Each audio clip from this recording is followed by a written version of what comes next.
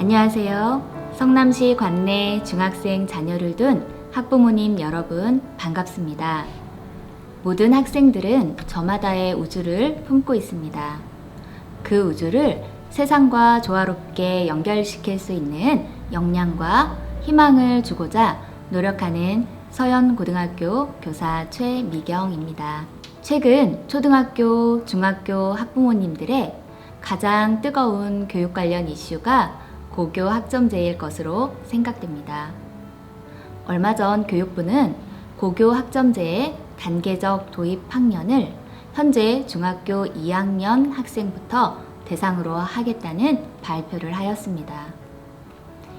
그래서 아마도 우리 중학교 학부모님들의 가장 뜨거운 화두가 고교 학점제일 것으로 생각됩니다.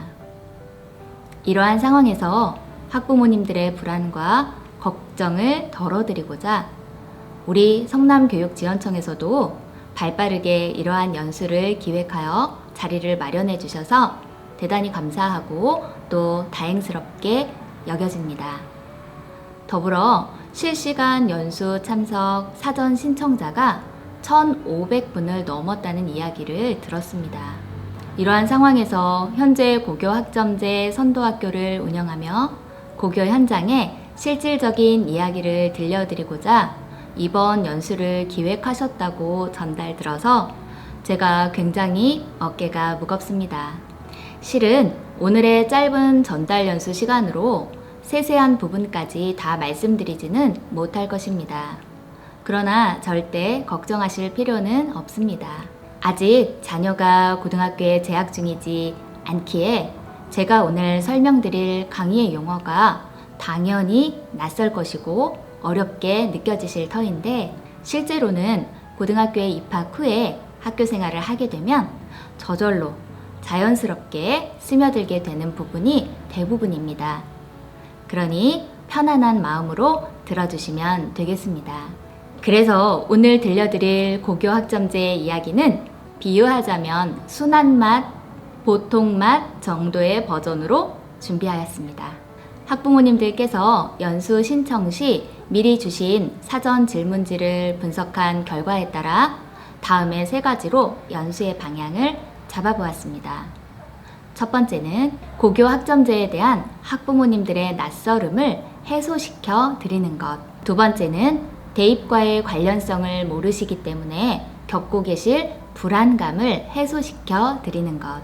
세 번째는 그럼 고등학교 입학 전 그리고 재학 중에 어떤 것을 아이와 함께 준비하면 좋을지에 대한 팁을 미리 드림으로써 지금 무엇을 하면 좋을지 몰라서 느끼시는 답답함을 해소시켜 드리는 것.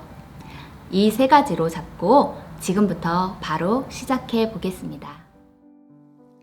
지금부터는 교육부에서 배포한 자료에 의거하여 말씀드리겠습니다. 고교 학점제는 말 그대로 고교를 학점제 체제로 운영한다는 의미입니다.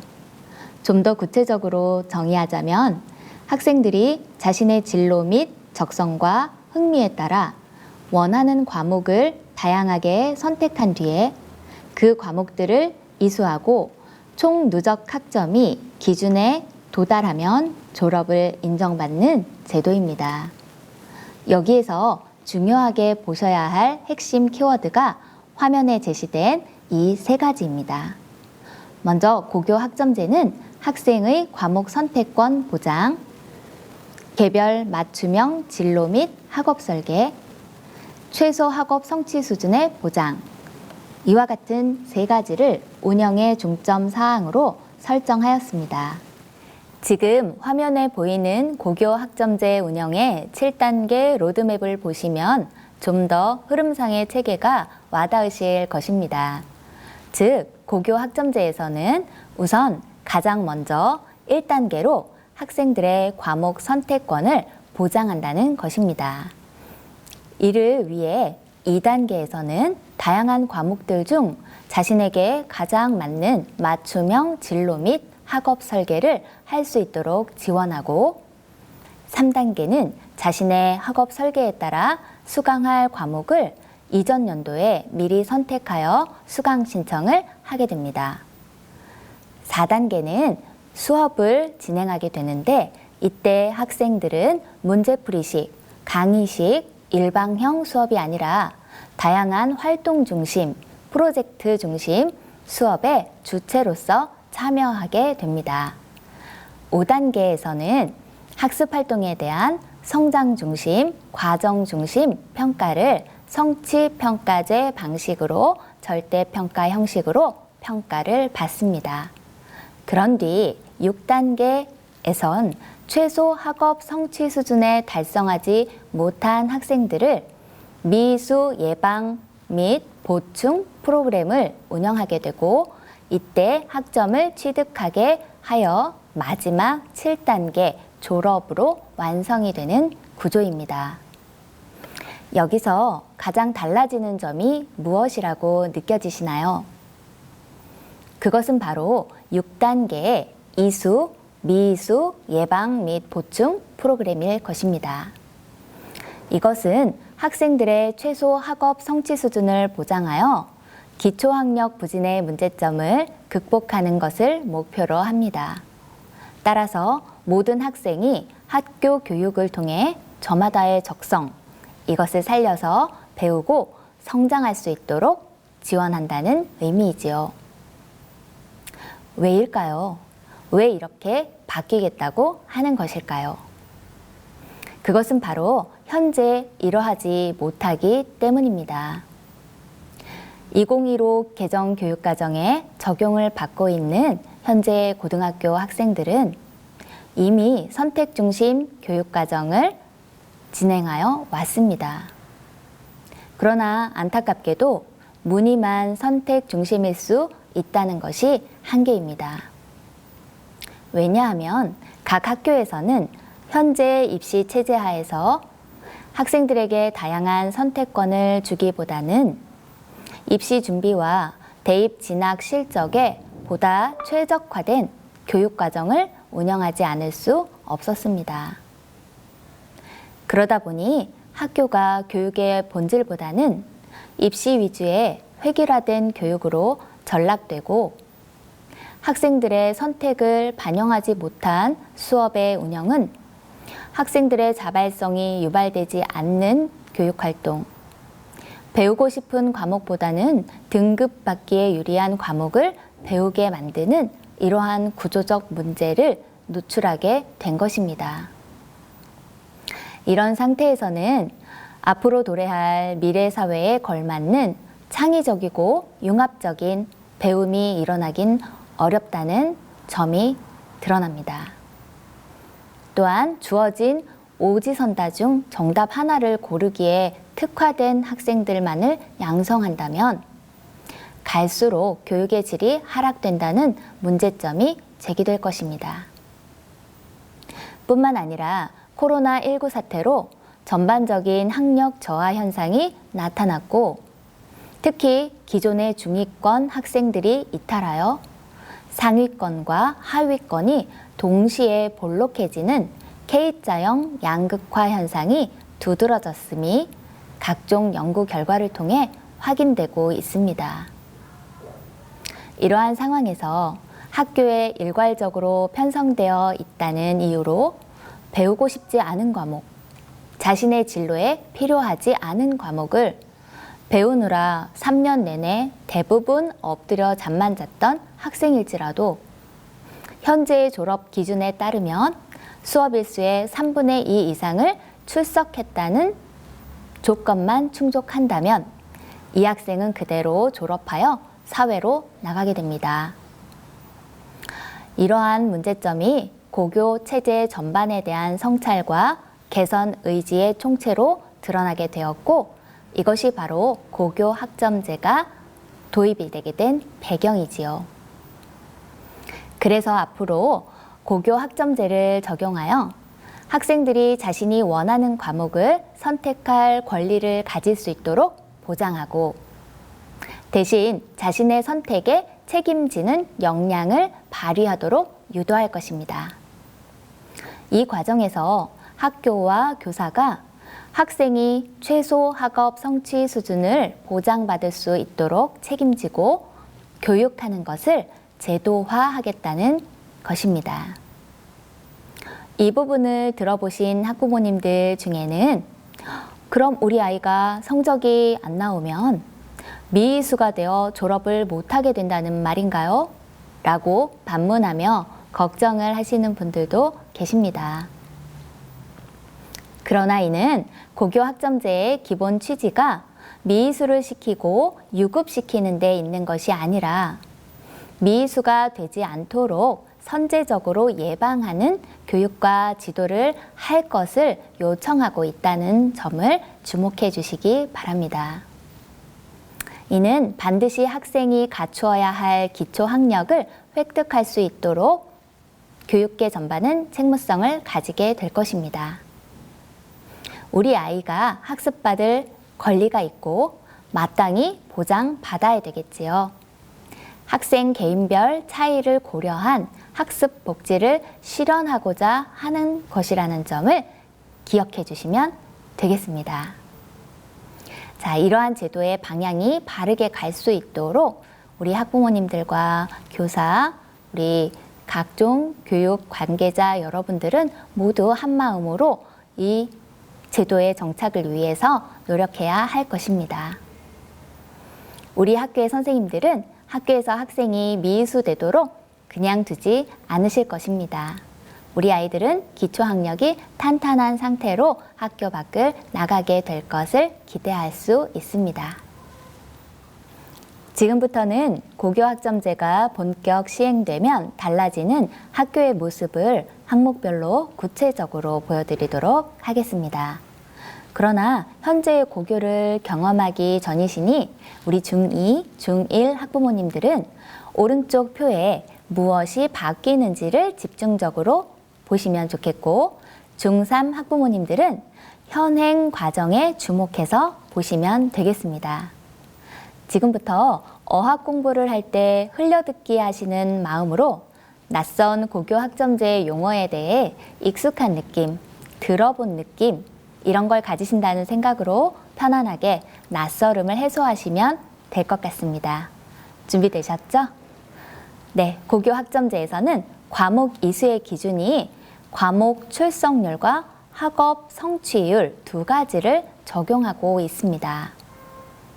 현재 성취평가제는 오른쪽에 알파벳 I에 해당하는 미수 부분이 없는 데 반해 오른쪽에 있는 이제 고교 학점제가 적용될 때의 표를 보시면 I라고 해서 학부모님들이 보지 못했던 알파벳 단계가 등장하는 것을 확인하실 수 있습니다.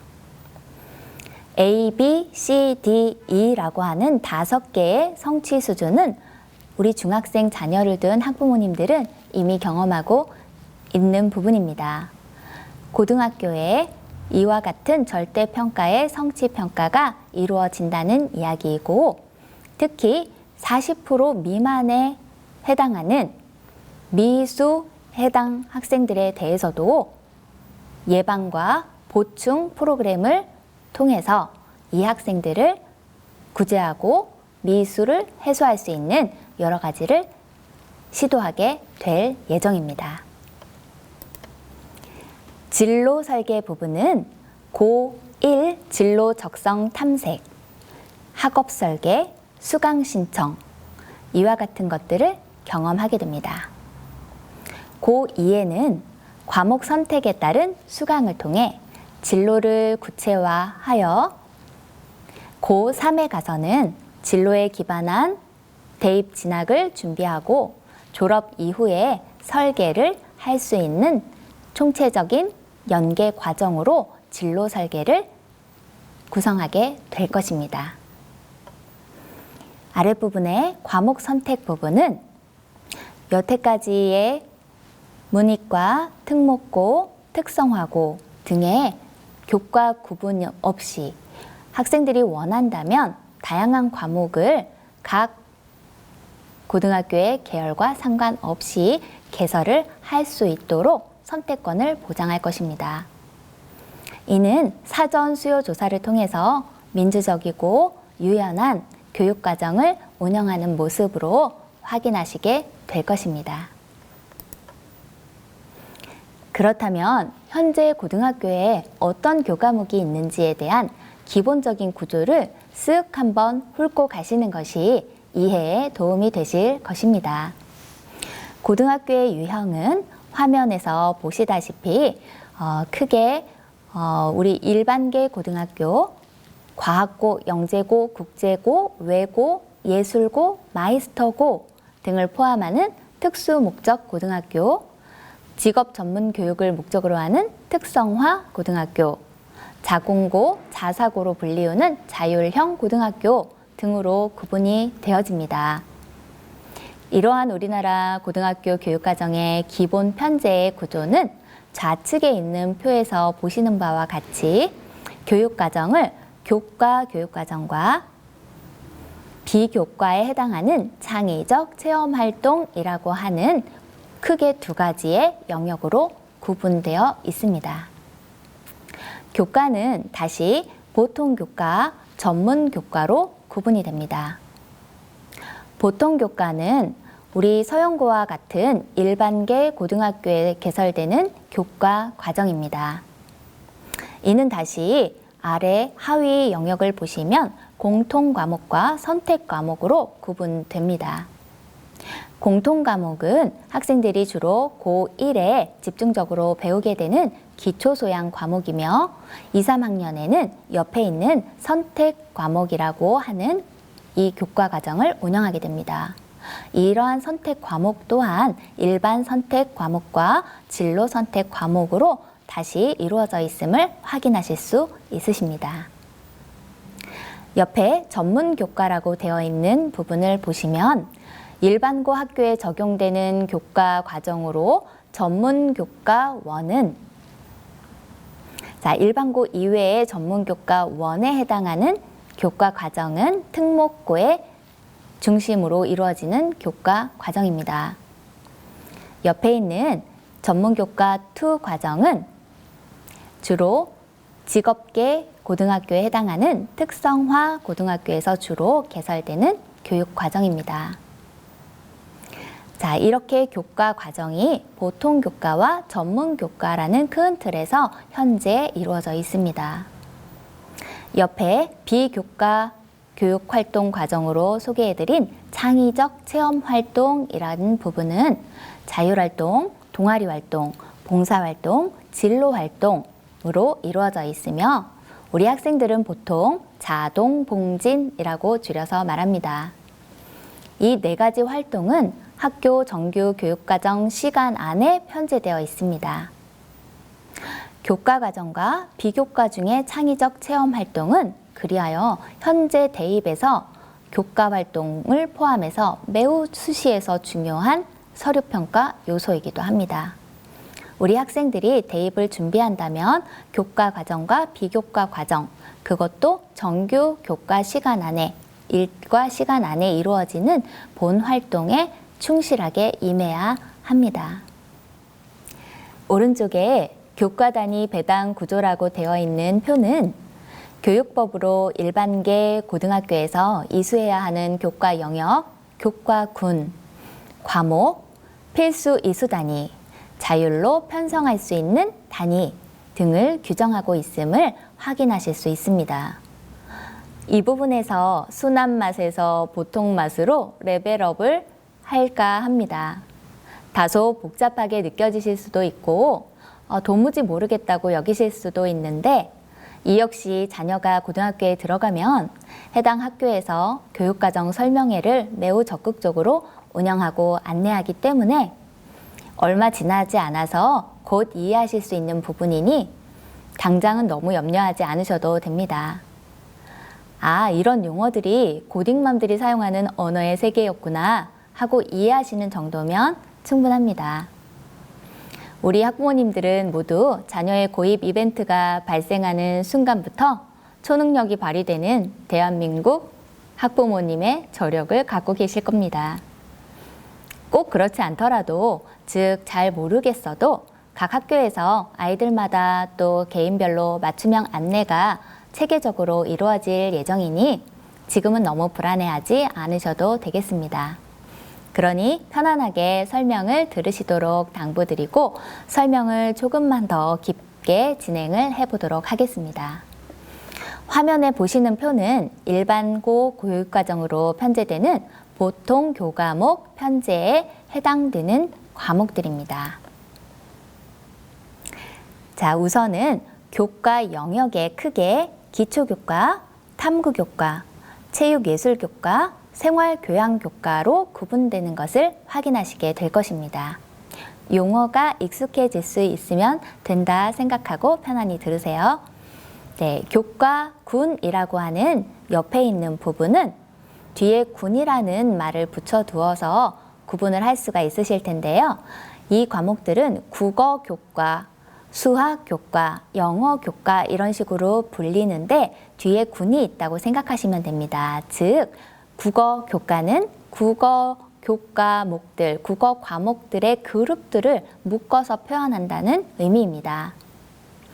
이에 대해서 세부 과목들이 바로 1학년의 공통 과목인 국어, 그리고 일반 선택 과목인 화법과 작문, 독서, 언어와 매체, 문학, 진로 선택 과목인 실용국어, 심화국어, 고전읽기, 이 과목들이 다 국어 교과 군이구나 라고 이렇게 이해하시면 됩니다.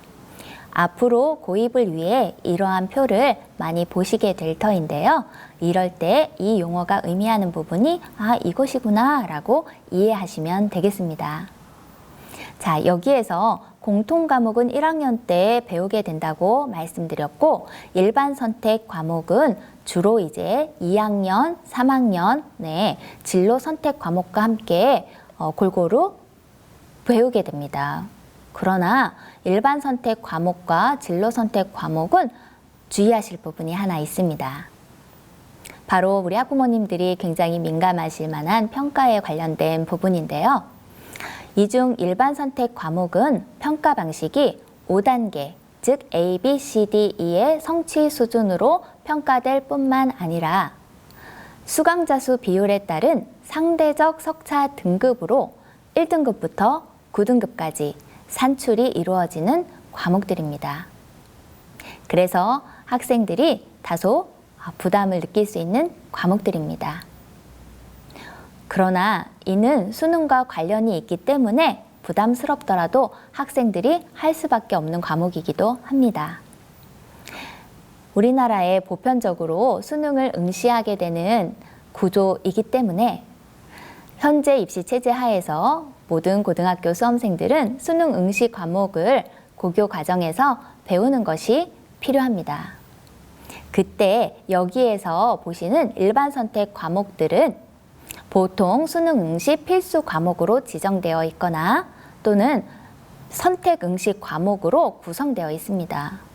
그러다 보니 학생들은 현행 입시 체제가 바뀌지 않는 한 수능 응시에 도움이 될 것이므로 이 과목들을 수능 필수 과목으로 학교에서 지정 운영을 하고 있는 경우가 많음을 앞으로 확인하게 되실 것입니다.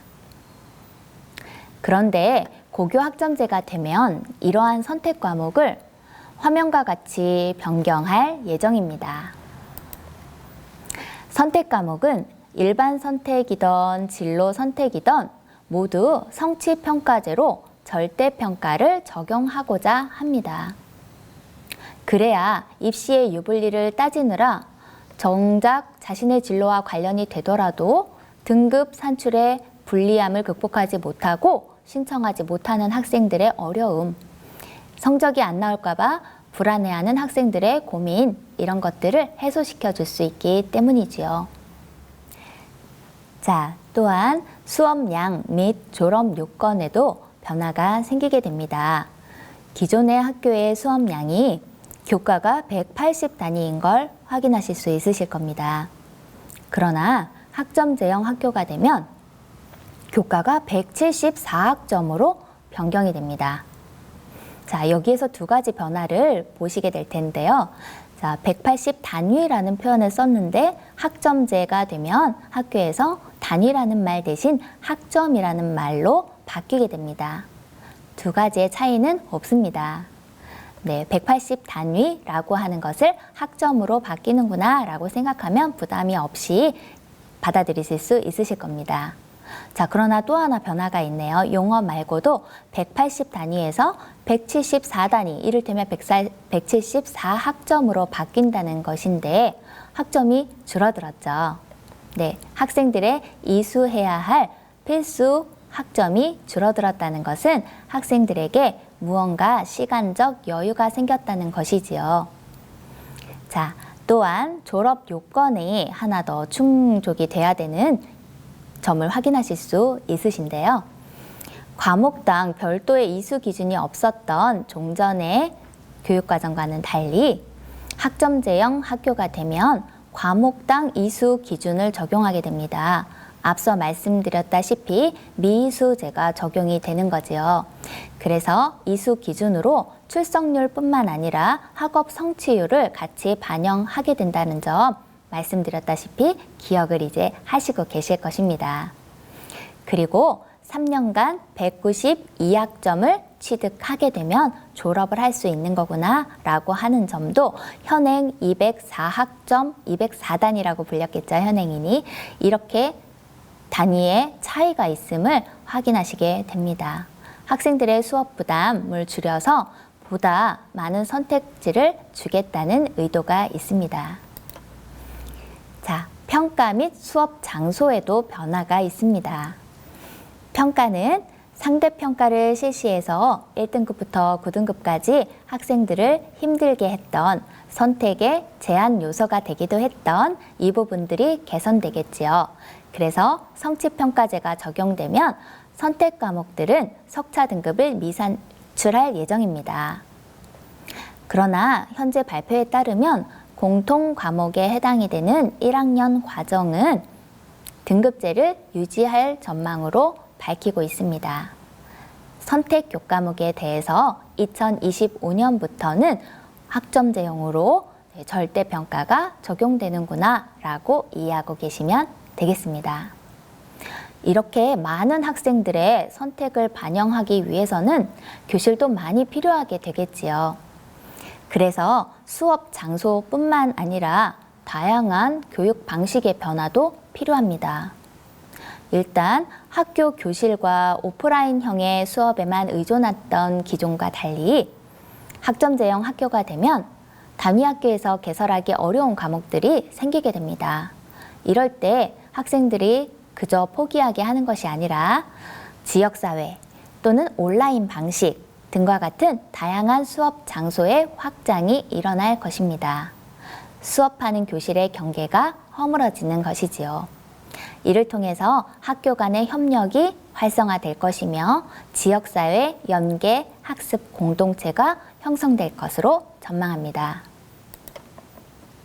성취평가제라고 하는 절대평가 방식의 평가가 이루어지면 우리 학생들이 받아보게 될 학교생활 기록부의 성적 표기는 보시는 화면과 같습니다. 예를 들어 정치와 법이라는 사회탐구 과목이 있습니다. 이 과목에서는 학점수로 4학점임을 표시를 하고 있습니다. 이 말은 종전대로 하면 4단위의 수업임을 의미하고 이 단위 학점이라는 말은 우리 학부모님들께서는 일주일에 4단이면 4시간 수업을 하는 것을 의미하구나 라고 이해하시면 됩니다. 일주일에 정치와 법을 4시간 배운다는 얘기입니다. 자, 이렇게 4단위, 즉 4학점의 정치와 법 과목을 시험을 봤을 경우에 물론 지필평가와 수행평가를 포함한 이야기입니다. 원점수가 85점이고 이 과목의 과목 평균은 64.4점이라는 것을 확인하실 수 있게 기록이 된다는 얘기지요. 이 학생의 성취도는 A, B, C, D, E 중에 B를 받았고요. 총 수강자 수가 55명 중에 B등급을 받았다라고 하는 것을 표시한다라는 것입니다. 또한 이렇게 될 경우에 각 학교마다 시험 문제를 난이도를 매우 낮춰서 A등급만 많이 주는 경우나 이런 경우가 생길 수 있겠죠. 이걸 방지하기 위해서 성취도별 학생 비율도 정보를 제공하게 되어 있습니다. 그래서 A등급을 받은 학생의 비율, B등급을 받은 학생의 비율과 같은 이러한 비율이 같이 동시에 병기되어지니 이 점도 학생들과 학부모님들은 유의하셔야겠습니다. 학교 생활도 기존의 학교에서는 주당 34시간의 수업이 이루어집니다.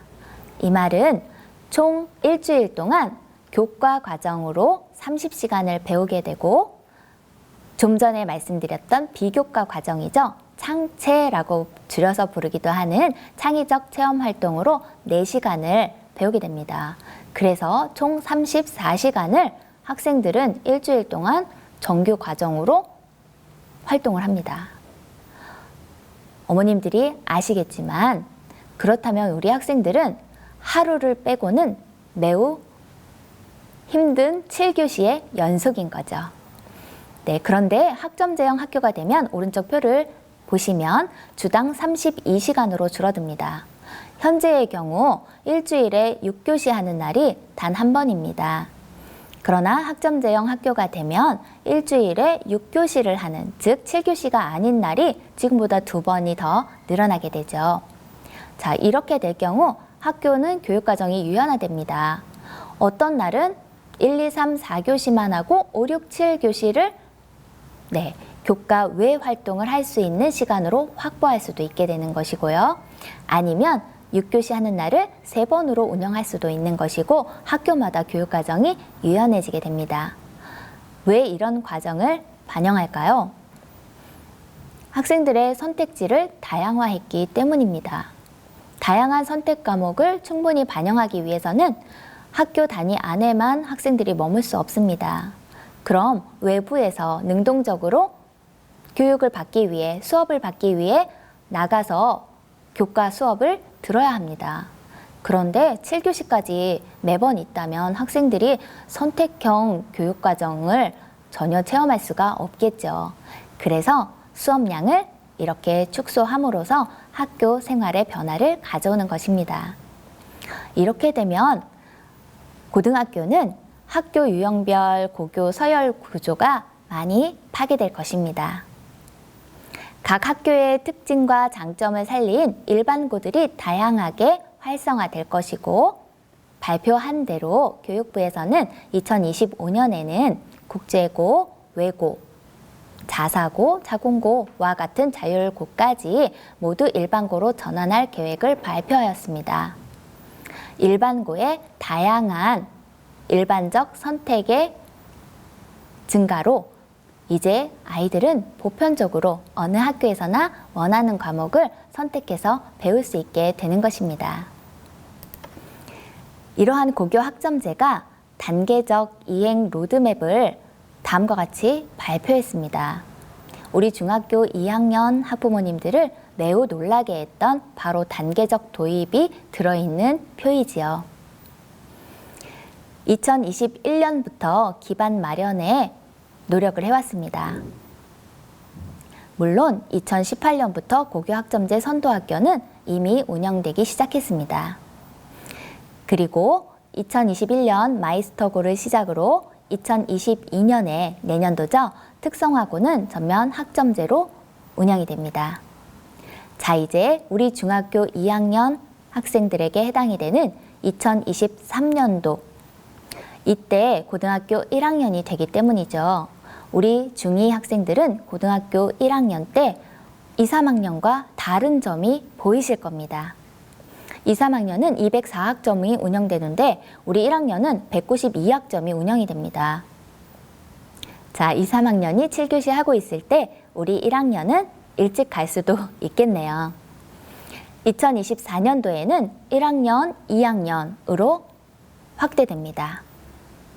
그리고 2025년에 이제 초등학교 6학년까지 들어오게 되면 1학년, 2학년, 3학년 전면 고교 학점제가 시작되는 원년이 될 것입니다.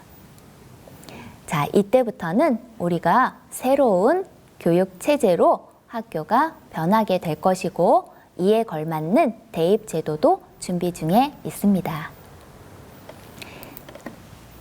자, 그럼 이 단계적 이행과 전면 적용을 앞둔 고교 학점제에 적용이 되는 우리 자녀들, 대입에 미칠 영향이 있는지 이 부분 때문에 매우 불안감을 가지실 것입니다. 이제 이 불안감을 해소시켜 드릴 차례인 것 같습니다. 현재 중3, 중2, 중1 학생들은 모두 바뀌는 대입제도의 적용 대상이 아닙니다. 그러므로 현재 고등학생의 대입 전형 기준을 바탕으로 마음의 준비를 하고 계시면 되겠습니다. 그리고 대입 4년 예고제에 따라 우리 자녀가 대입을 치를 고3이 되기 전 중3일 때 정부의 대입 정책이 발표가 되고, 자, 실질적으로는 고2, 우리 학생들이 고2가 될 때가 정말 중요합니다. 고2 4월 말이 되어야만 사실 대학별로 구체적인 대입 전형 시행 계획이 발표가 됩니다. 우리 부모님들께서는 이때부터 집중적으로 학생들과 대입 전형 전략 등을 결정하시고 준비하시면 됩니다. 사실 그 전까지는 무엇을 할 수 있는 게 없습니다. 우리 아이가 할 일은 무엇보다 학교 교육 과정 밖의 모든 활동을 가지치기 하고, 이제 충실해져야 할 학교생활 기록부의 지침에 따라서 모든 교과 활동에 충실할 수 있도록 만전의 노력을 기하는 것이 필요합니다. 이제 일과 중에 일어나는 학교 활동이 대입 전형의 중요한 평가 요소입니다. 기존의 소논문이라든지 방과후 활동 또는 자율 동아리라든지 아니면 영재반이라든지 외국어 경시대회 등등의 각종 외부 활동들이 많이 반영되어 있던 것을 모두 가지치기 해냈습니다. 이제 학생들은 학교에서 이루어지는 교육 활동을 충실히 함으로써 대입을 준비하고 자신의 진로를 설계해 나갈 수 있는 것입니다. 지금까지 고교 학점제의 전반적인 내용들에 대해서 소개해 드렸습니다. 사전에 질문지를 받아본 결과 많은 부분들에서 공통되는 질문 사항들을 발견할 수 있었습니다. 먼저 화면에 정리된 바와 같이 고교 학점제는 왜 하는 것인가요? 학생들에게 어떤 도움이 되는 거죠? 라고 하는 부분에 대해서는 이미 말씀을 드렸기도 하지만, 학생들은 자신에게 필요한 과목을 선택해서 공부함으로써 자신의 적성과 소질을 발견하고 진로를 개척할 수 있게 될 것입니다. 우리는 선택을 했을 때 좀 더 책임감을 가지고 움직이게 되어 있으니까요. 두 번째, 2023년도부터 고교 학점제가 도입이 되면 현재 중학교 2학년 학생들부터 적용을 받는다는데 뭐가 달라지는 건가요? 네, 이것 또한 고등학교에서 수업량을 셀 때 단위라는 표현을 기존에 사용했는데 이것이 학점으로 바뀌고 수업량 또한 줄어든다는 점에서 우리 학생들의 삶의 질이나 학교생활 만족도가 제고될 것으로 판단됩니다. 세 번째, 아주 중요한 질문이죠. 혹시 이런 변화로 인해 대학 진학에 불리하지는 않을까요? 네, 그럼 이 지점에서 고교 학점제 부분 도입이 적용되는 우리 자녀의 대입에 미칠 영향이 있는지에 대한 불안감을 해소해 드리고 가겠습니다. 현재 중3, 중2, 중1, 즉 전체 중학교 재학 중인 학생들은 모두 바뀌는 대입제도의 적용 대상이 아닙니다.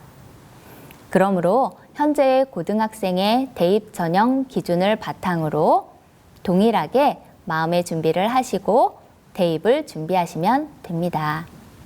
그리고 대입 4년 예고제에 따라 우리 자녀가 대입을 치르게 될 고3이 되기 전에, 즉 우리 아이가 중3일 때 그때라야 정부의 대입 정책이 발표되는 것이고, 실질적으로 우리 아이가 고2 4월 말이 되어야 구체적인 대입 전형 시행 계획이 나오니 이때부터 집중적으로 대입 전형 전략 등을 결정하시고 준비하시면 되는 것입니다. 그럼 그 전까지 우리 아이가 할 일은 무엇일까요?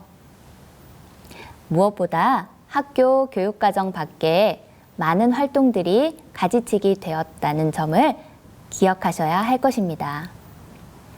즉, 학교 생활 기록부의 반영 지침이 많은 변화를 가져오고 있습니다. 이는 학생들이 자신의 진로와 적성 역량을 학교에서 이루어지는 교과 활동을 통해 충실하게 발휘될 수 있도록 해야 한다는 점이고, 특히나 새로운 시대에 맞춰 변화하는 산업 전망, 진로 분야에 대해서 눈을 뜨고 도전할 수 있도록 응원해주고 지원해주는 일이 필요할 것입니다. 우리 부모님 세대와는 많은 것이 달라질 것입니다. 과거엔 컴퓨터 앞에 앉아있는 아이에게 공부하고 공부는 했니? 숙제는 했니? 이렇게 다그치는 일들이 일상적이었다면 지금은 그렇게 하시면 안 될 수도 있습니다. 현재 우리 아이들은 자신이 가진 틀을 깨는 사고, 우리 사회의 기존에 고정된 벽을 허무는 이러한 정신, 이것으로 세상을 바꾸어 나가게 될 것입니다.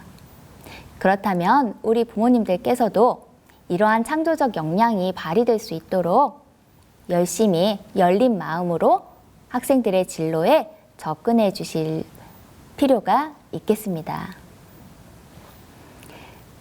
자, 화면의 우측에 보시면 대학 수학능력시험의 출제 범위도 제시하고 있습니다. 현재 이루어지고 있는 대입 수능 출제 범위와 동일하게 생각하시고 준비하시면 됩니다. 이제 조금 불안이 덜어지셨을까요? 마지막으로 제가 세 번째로 약속드렸던 현재 중학생인 우리 아이, 그렇다면 고입을 위해서 무엇을 준비하면 좋을까요? 라고 하는 이 부분에 답을 드리고자 합니다. 특히 중3 학부모님들께서는 우리 성남 지역의 고등학교 중에서 우리 학교, 우리 아이가 다닐 학교가 어떤 곳이어야 될지 매우 고민이 되실 텐데요. 즉, 고등학교를 선택하는 일이 매우 중요한 관심사이실 것입니다. 어떤 학교를 선택하는 게 좋은가요? 라고 많은 분들이 질문을 하시는데요. 저는 이렇게 답변을 드리고자 합니다. 모든 학생들에게 다 좋은 고등학교는 없습니다. 단지 우리 아이에게 더 좋은 학교, 내 아이에게 더 잘 맞는 학교는 분명히 있습니다. 그것을 찾기 위한 노력을 하실 필요가 있겠습니다. 그 과정을 간단히 도울 수 있는 팁을 몇 가지 소개해 드리겠습니다. 우선 화면을 보시면 고등학교 정보를 검색하는 방법입니다. 우리는 각종 포털 검색창에 단어만 쳐도 필요한 정보를 얻을 수 있는 시대를 살고 있죠. 초록창에 다 같이 학교 알림이라고 한번 쳐보시면 좋을 것 같습니다. 그러면 전국에 있는 모든 학교의 주요 정보가 한 사이트 안에서 접근이 가능합니다. 물론 조금 더 구체적인 학교 활동 내용이나 사진이나 영상 같은 것들을 얻고 싶으시다면 관심이 있는 고등학교의 홈페이지를 직접 방문하시는 것도 추천을 드립니다. 화면에는 제가 재직 중인 서영고등학교의 교육과정 편제표가 들어있는 메뉴를 제시하고 있습니다. 우리 학부모님들께서 굉장히 관심을 가져야 될 부분이 바로 이 부분이기 때문입니다. 아주 중요한 학교를 선택하는 팁이 될 것입니다. 우리 아이가 가야 할 학교가 어떠한 교육과정을 편제하고 있는지, 우리 아이에게 어떠한 선택권을 보장하게 될 것인지가 바로 이 제시된 교육과정 표에 들어 있습니다. 이 표를 확인하시길 추천드립니다. 그 표는 열어보시면 이렇게 생겼습니다. 왼쪽에 보면 성남시 관내에 있는 모든 학교의 편제표가 이와 같은 유사한 형식으로 되어 있기 때문에 해석에 어려움이 없으실 것입니다. 오늘 보시게 될 내용으로 우리 학부모님들은 미루어서 다른 학교를 검색하셔도 좋겠습니다. 표에 1학년, 2학년, 3학년이라고 되어 있는 이 부분에 주당 몇 시간씩 수업을 받게 되는지가 표시되어 있고, 또한 몇 학년 때 왼쪽에 있는 과목명이 보이시죠? 이 과목을 배우게 될 것인지도 편제표 안에 들어 있습니다. 또 고교 학점제가 학생들의 선택권을 보장하는 것을 목표로 한다고 했는데요. 그렇다면 보고 있는 학교가 과연 얼마나 선택권을 보장하고 있는지도 확인하셔야 되겠지요. 왼쪽에 과목 옆에 택 1, 택 2, 택 3, 택 4, 택 8과 같이 표시된 택이라는 부분이 바로 학생들에게 선택을 보장하고 있는 부분입니다. 학부모님들이 주의 깊게 보셔야 될 부분이죠. 제가 좀 전에 우리 아이에게 더 맞는 학교는 있다고 말씀드렸는데요.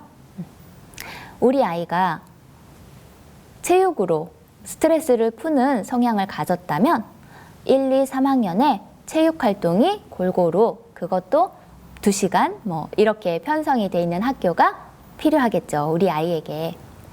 또는 우리 아이가 제2외국어에 특화된 진로를 가지고자 한다면 그러한 과목의 선택권이 보장되어 있는 학교를 찾으셔야겠죠.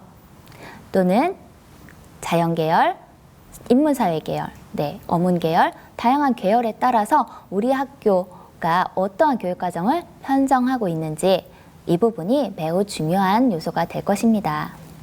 그래서 편제표를 이해할 것을 말씀드렸습니다. 학교에 어떤 과목이 편성되어 있는지 확인하시면 좋겠습니다. 그리고 선택 과목의 평가 방법, 이수 시기, 몇 학년 때 이 과목을 배우느냐이죠. 그리고 2학년 때 편성 과목 중에서는 총 몇 개의 과목을 선택지로 주었는지, 그리고 입시를 준비해야 하는 우리 아이에게 3학년 때는 얼마나 최적화된 과목이 편성되어 있는지 등과 같은 요소들, 우리 아이에게 맞는 기준을 가지고 각 학교를 판단하시면 될 것입니다. 이것은 서현고등학교의 경우를 말씀드리면, 저희는 많은 선택지를 보장하기 위해서 3학년 교과 과정에서 표에서처럼 10개 과목의 선택을 허용하고 있습니다. 그러다 보니 학생들은 매시간 이동 수업을 하면서 선택형 교육과정을 체험하고 있습니다. 이럴 때 A 과목, B 과목, C 과목, D 과목이라는 화면에 보이시면 글씨가 좀 작게 되어 있는데요. 이렇게 과목 앞에 알파벳으로 표시를 해둔 것을 확인하실 수 있습니다. 이것은 생활과 윤리라는 옆에 과목이 있고, 물리학이라는 과목이 있고, 화학이라는 과목이 있습니다. 이 과목들을 모두 A 과목으로 편성을 한다라는 얘기인 거고요. 마찬가지로 A 과목, B 과목, C 과목, D 과목 이렇게 편성한다라는 의미는 생활과 윤리가 한 반, 두 반, 세 반, 네 반 이런 식으로 몇 개 반이 개설되어 있는지를 의미하기도 합니다. 굉장히 많은 다양한 선택 과목들이 편성이 될 수밖에 없겠지요. 그렇다면 3학년 학급 시간표가 어떻게 되는지 궁금하시죠? 학급 시간표가 보시는 표와 같습니다. 흔히 알고 계시는 시간표와 많이 다르시죠? 아까 제가 말씀드린 A, B, C, D로 일괄돼서 표현이 되어 있습니다. 자, 이제 우리 반 시간표라는 개념이 특별히 없습니다. 이제는 개인별 시간표인 것입니다. 야, 다음 시간 뭐야? 라고 우리가 흔히 얘기하던 이야기는 이제 불가능합니다. 모든 아이마다 다음 시간 시간표가 다릅니다. 이렇게 다양한 과목이 열리고 학생들은 다양한 진로를 선택해서 설계해 나가도록 해야 됩니다. 이렇다면, 그렇다면 우리 아이에게 맞는 과목 선택을 어떻게 준비해야 할까요? 라는 고민이 생기실 텐데요. 이때 우리 아이에게 맞는 과목이 무엇인지에 대해서 굉장히 막연함을 느끼시는 분들이 많이 계십니다. 학생들은 물론이고요. 그래서 과목 안내를 받으실 수 있는 다양한 사이트를 소개해 드리고자 합니다. 교육부에서 운영하고 있는 고교 학점제 사이트를 보시면 홈페이지입니다. 과목 안내라고 하는 이 부분을 보실 수 있는데요. 이곳에 들어가셔도 어떤 과목이 어떠한 내용으로 수업이 이루어지고 목차가 어떻게 되고 이 과목의 경우는 평가가 어떻게 이루어지는지에 대한 중요한 정보들을 많이 얻으실 수가 있으십니다. 뿐만 아니라 우리 아이들이 관심을 갖고 있는 대학교에서도 이와 같은 고교 생활을 어떻게 하면 좋을지에 대한 가이드를 책자로 안내하고 있기도 하고요. 또한 오른쪽에 보시면 우리 시뿐만 아니라 우리 전국에 있는 시도교육청에서도 다양한 학생들의 과목 선택을 돕기 위한 안내 자료를 온라인으로 공유를 하고 있는 상황입니다. 우리 학생들과 학부모님들은 이것들을 적극 활용하셔서 어떤 과목을 선택하면 좋을지에 대한 것을 정보를 얻으시기를 추천드립니다. 이렇게 다양한 과목을 선택할 수 있는 기회를 제공하고자 노력함에도 불구하고 각 단위 학교들에서는 학교 여건상 모든 과목을 개설할 수 없을 경우도 생길 것입니다. 이럴 때 우리 학생들은 나의 선택 과목을 개설할 수 없다면 어떻게 해야 할지 막막할 텐데요. 이러한 문제를 해소하기 위해서 우리 교육청에서는 성남형 캠퍼스 공동교육과정이라는 것을 내년도에 보다 체계적으로 운영할 계획에 있습니다. 공동교육과정이 무엇인지 궁금하실 텐데요. 이것은 학교 간 교육과정을 상호 공유함으로써 모든 학생들이 학교의 경계를 넘어서 과목 선택권을 보장받을 수 있도록 학교가 연계하여 교육하는 체계입니다. 이는 오프라인 공동교육과정으로도 운영될 수 있고 다르게는 온라인 공동교육과정으로도 운영할 수 있습니다. 온라인 공동교육과정은 온라인 학습 환경의 특성상 지역의 경계를 넘어서 활용할 수 있기 때문에 보다 많은 학생들이 편안하게 이용할 수가 있을 것입니다. 반면 오프라인 공동교육과정도 장점이 있습니다. 실험, 실습 과목이라든지 체험형 과목이라든지 이렇게 직접 대면으로 교육과정이 이루어져야 되는 교과목의 경우에는 오프라인 공동교육과정도 필요할 것으로 여겨집니다. 그래서 오프라인 공동교육과정과 온라인 공동교육과정을 두루 운영할 계획에 있습니다. 2021학년도 공동교육과정 운영 현황은 보시는 바와 같습니다. 올해도 우리 학부모님들이 매우 낯설어 하실 과목들이 많이 개설된 것을 확인하실 수 있을 것입니다. 과목이 매우 생소하시죠? 우리 아이들은 이렇게 다양하고 새로운 과목들을 배울 기회를 이러한 공동교육과정을 통해서 얻을 수가 있는 것이죠. 성남 관내에 36개의 고등학교가 있습니다. 이를 6개 권역으로 나누어 권역의 특색에 맞게 온라인, 오프라인 공동교육과정을 다음의 표와 같은 학교들 간의 연계로 운영할 계획입니다. 그리하여 2022학년도, 즉 내년이죠. 권역별 공동교육과정 계획은 보시는 표와 같이 확인하실 수 있습니다. 총 6개의 권역에서 이렇게 다양한 과목들을 개설하기 위해 시도하고 있습니다. 학교 간 연계만 가지고도 부족함을 느낄 수가 있는 것이 사실입니다. 이럴 때는 또 지역사회의 대학 등과 연계하는 교육과정을 운영하는 방법도 모색하고 있습니다. 또한 직업교육의 위탁 과정을 통해서 학생들의 희망을, 수요를 반영하는 이러한 과정도 당연히 운영을 할 것입니다. 또한 경기도의 특색이기도 하죠. 경기 꿈의 대학이라는 과정을 통해서도 우리 학생들은 다양한 배움의 기회를 얻을 수가 있을 것입니다.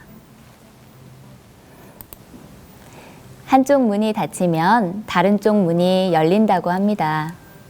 새로운 변화가 부담과 불안으로 느껴지실 수도 있겠지만 다른 면에서 보면 새로운 기회와 도전의 창이 될 수도 있을 것입니다. 오늘 연수를 통해 고교 학점제에 대한 걱정과 염려가 조금이나마 줄어드셨기를 희망합니다.